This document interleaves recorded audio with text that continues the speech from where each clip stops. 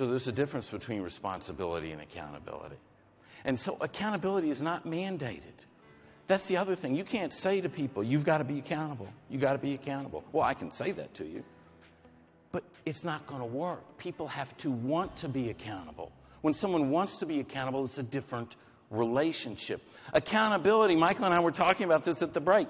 The accountability is the outflow from an environment that inspires and prioritizes accountability. That environment is called company culture. It's your organizational culture that must inspire accountability. It doesn't start with accountability. That's where it ends up. But when you create a place where people want to be accountable, then amazing things start to happen. I met the team from Puerto Rico. Where are you guys that I met? Hey, there they are back there. You need to meet these folks.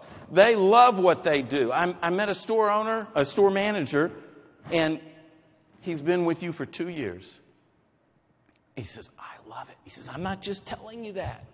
He says, I love it. And he puts his hand up by his heart. And I said, why do you love it? And he says, it's our culture. And he started talking about the culture and what's in your culture. And Bill this morning, I mean, we know what Bill's culture is, right? Okay. We can appreciate that. Here's the thing. I sat there and I'm wondering, does he really show that video to everybody after they start? But let me tell you something. There was so much clarity in what that culture is in his organization. You know his people get that. You know they understand that. And when they know what the culture is, they can live the culture. Now, there's two types of culture.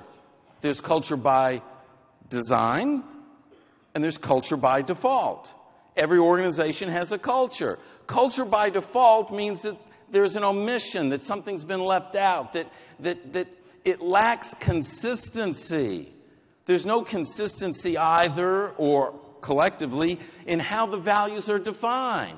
There's a lack of consistency in the understanding of the values collectively by everyone. Or there's an inconsistency in whether or not the values are being lived day in and day out. And when that inconsistency exists in an organization, then what happens is you end up with a culture by default. That means you get treated differently than you for whatever reason. Or people act different. Or it's different in one store than another. Now, culture by design.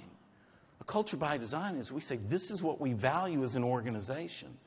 And then not only is there clarity in those values, there's understanding in everyone, not just the leaders in this room. I'm talking 55,000 people understand what the values of the organization are. And as leaders, that's our responsibility. That rests on us.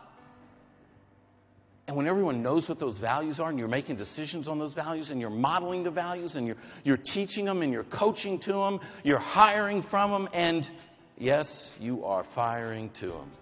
And your associates all know what those values are. That's powerful.